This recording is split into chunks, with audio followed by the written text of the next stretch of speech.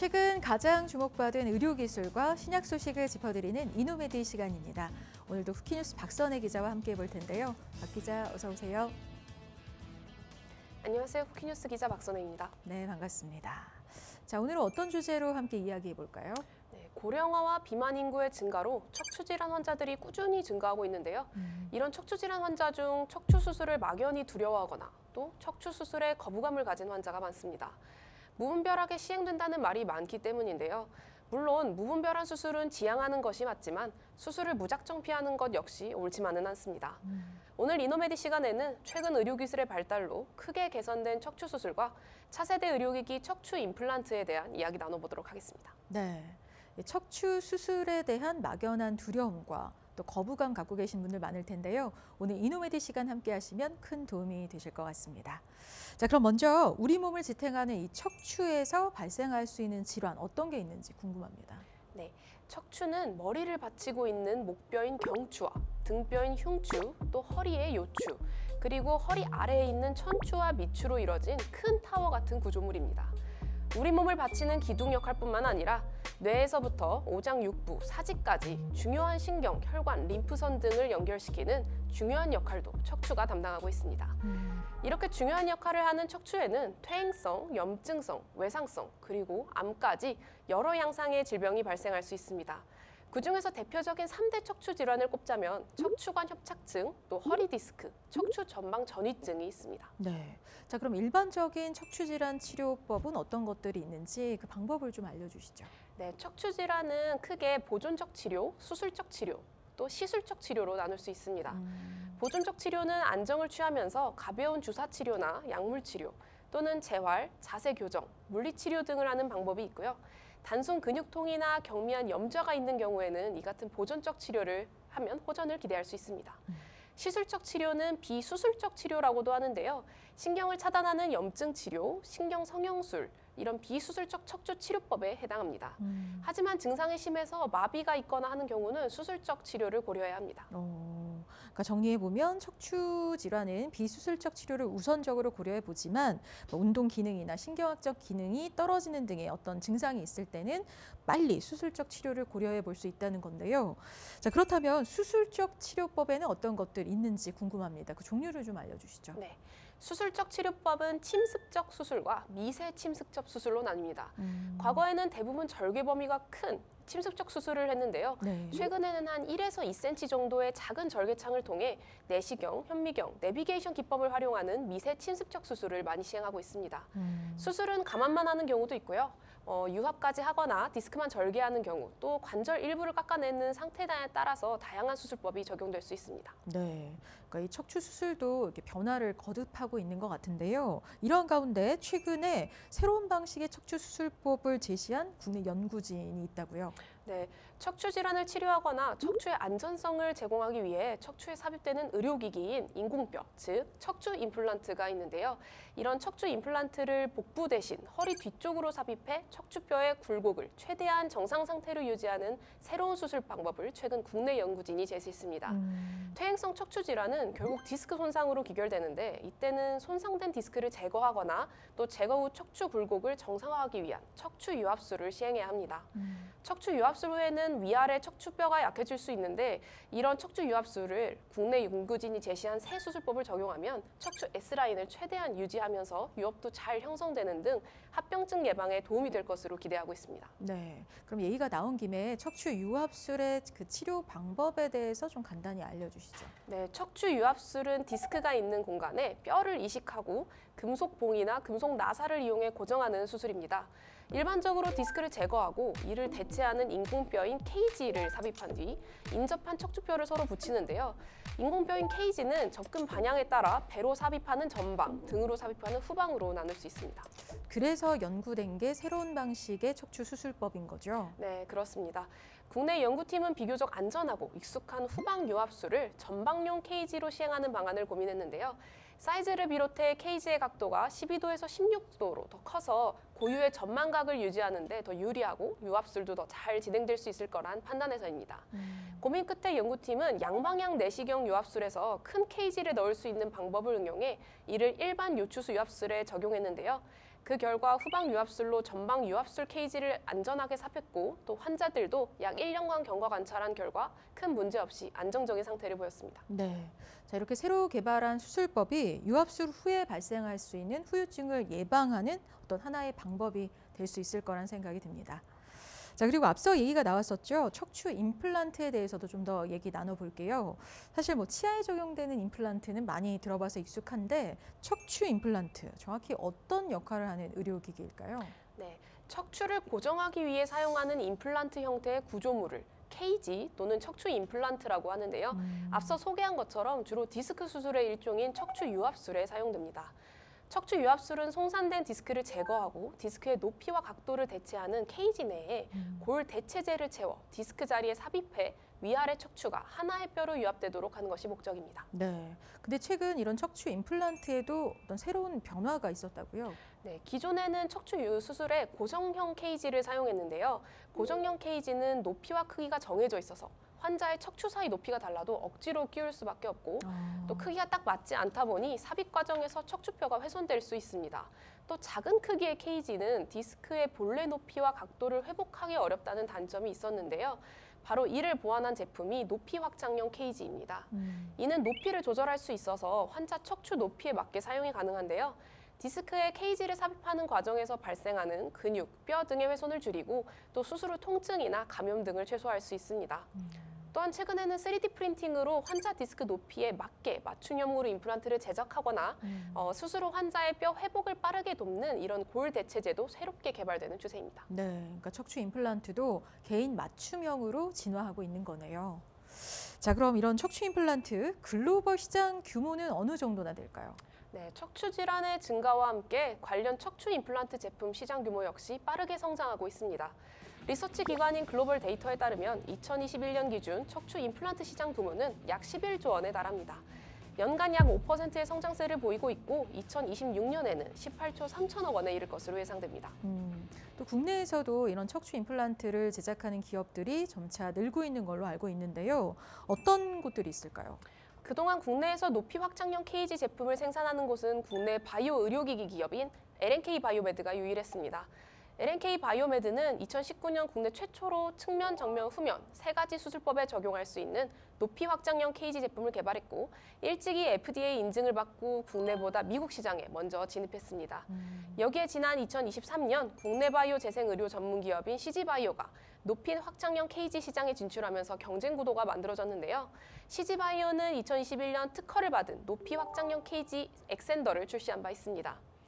또 CG바이오의 자회사인 CG메드텍이 합류하면서 척추 임플란트 파이프라인은 더 다양해졌는데요. 자회사는 경추요추 등 부위별 다양한 척추 임플란트를 보유하고 있고 3D 프린팅 기술을 적용한 제품도 나와 있습니다.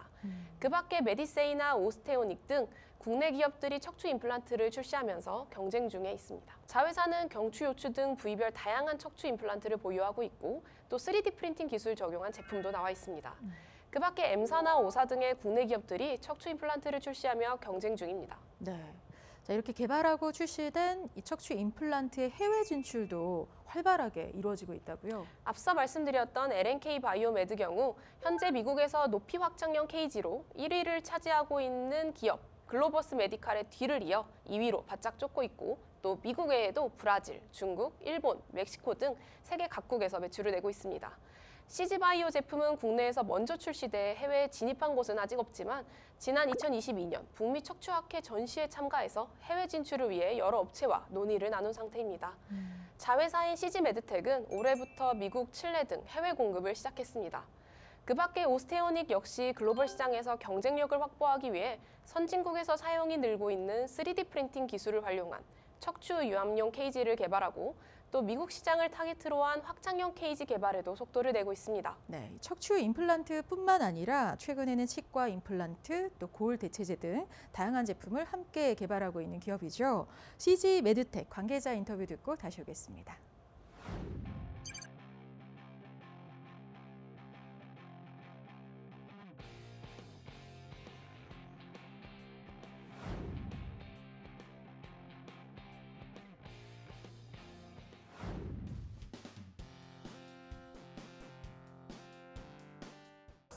(3D) 프린팅이라는 기술이 매우 주목받고 있어요. 그 가장 큰 이유는 뭐냐면은 사람의 뼈나 신체 구조는 굉장히 복잡한 모양을 하고 있어요.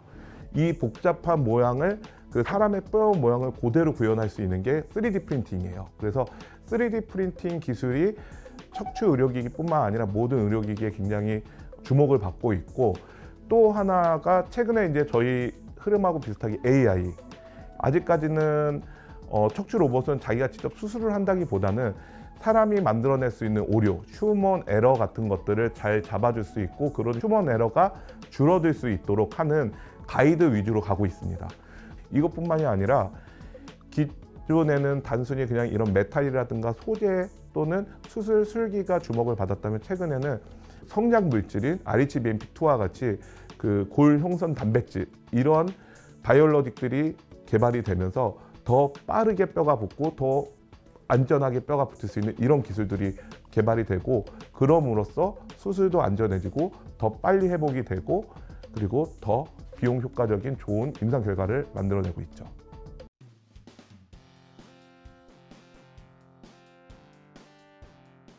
가능한 적게 절개를 하고, 그리고 뼈를 많이 떼어내지 않으면 더 그만큼 회복이 빠를 거잖아요. 그런데 그 적게 절개를 하고 좁은 틈으로다 넣기 위해서는 디스크 공간이 아주 작단 말이에요. 들어가는 입구가. 이 확장형 케이지 같은 경우는 작은 그 구조물 내에서 움직일 수 있고 충분한 힘을 받을 수 있어야 되다 보니까 굉장히 하이 테크놀로지가 들어가야 되고, 이 하이 테크놀로지는 몇몇 회사들이 특허로다가 보호를 받고 있다 보니까 시장 침투는 어렵고, 하지만은 시장에서 환자에게 베네핏을 줄 수 있기 때문에 굉장히 주목받고 있는 기술입니다.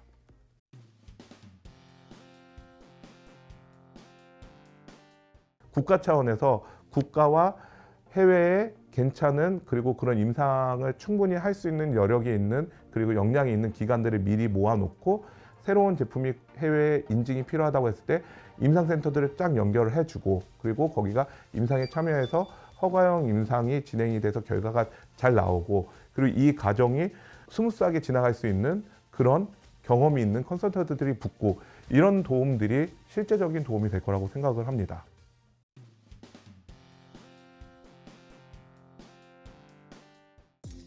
새로운 기술들은 시간이 걸리겠지만 들어오게 될 것입니다. 왜 그러냐면은 새로 나온 기술들이 해외에서도 지금 말씀드린 건 이미 입증이 되고 안전성, 유효성들이 어느 정도는 증명이 됐어요. 그리고 그 안전성, 유효성들은 환자들의 건강과 그리고 라이프 퀄리티를 확실하게 바꾼다는 것들이 점점 문헌으로 나오고 있거든요. 특히 그 비용 효과성을 따져봤을 때 한국도 이제는 초고령 사회로 들어갔고, 그래서 예전에는 60이었던 게 지금 7, 80도 정정한 삶을 살기 위해서는 척추 수술 같은 경우는 나의 그 초노령 사회가 더 건강하고 그리고 더 생산적으로 만들 수 있는 그런 수술이거든요. 그래서 그 노령 인구들이 비생산적 인구에서 생산적 인구로 넘어갈 수 있는 그런 수술이기도 하고, 그리고 그런 생산성을 극대화할 수 있는 것들이 척추 의료 기술들인데, 이런 것들은 특히 그런 재활 기간을 짧게 하고 그리고 더 빠르게 일상생활로 돌아갈 수 있는 기술이라면 한국에 들어올 거라고 확신을 하고, 특히 그 한국에 들어오지 못하는 기술들을 저희가 한국에서 직접 연구 개발해서 준비를 하고 계속 선보이고 있기 때문에 충분히 바뀔 거라고 예상합니다.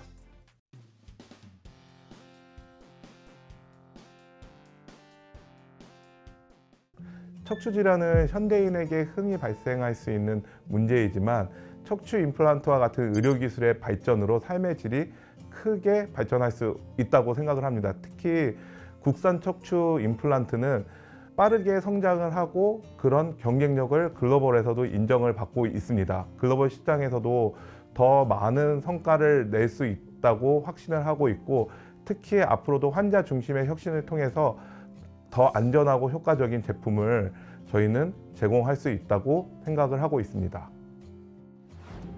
네, 인터뷰 잘 들었습니다. 자, 앞서 얘기를 쭉 들어보니까 국내 이 척추 임플란트 개발 기업들이 뛰어난 기술력과 함께 또 글로벌 시장에서 경쟁력까지 확보하고 있는 걸로 보이는데요. 국내 시장을 공략하기 위해서 필요한 부분 어떤 게 있을까요? 먼저 확장형 케이지는 까다로운 기술이 적용되는 만큼 개발 및 생산 비용이 많이 들어 외국보다 상대적으로 낮은 보험 수가를 적용받는 국내 시장에는 도입이 늦어지기도 했습니다. 하지만 최근 의료진 사이에서도 확장형 케이지의 가치가 인정받고 있어 시장 진입을 방해하는 이런 복잡한 규제 절차나 또 환자 접근성을 제한하고 있는 보험급여 문제가 하루빨리 개선돼야 한다는 목소리가 나옵니다. 한 업계 관계자는 신기술 의료기기가 안전성과 효과성을 신속하게 평가받고 또 시장에 출시돼 국내외 시장 경쟁력을 확보할 수 있도록 지속적으로 특허 및 인허가 규제를 개선해 나갈 필요가 있다고 지적하기도 했습니다. 또한 국산화 및 신개발 의료기기에 대한 현실적이고 공정한 보험수가 정책이 필요하다면서 국내에서 개발된 의료기기가 시장에서 성공적으로 안착할 수 있고 또 환자들에게 사용될 수 있는 정책적 지원을 마련해야 한다고 제안했습니다. 네. 전 세계적으로 이 확장형 케이지로 척추 임플란트의 트렌드가 변화하고 있는데요. 지난해 국내에서도 확장형 케이지에 건강보험이 적용이 돼서 소비자 부담이 낮춰진 만큼 보다 많은 환자들이 최선의 혜택을 받을 수 있기를 기대해 보겠습니다. 오늘 이노메디 여기까지고요. 박선혜 기자와 함께했습니다. 박 기자 고맙습니다. 감사합니다.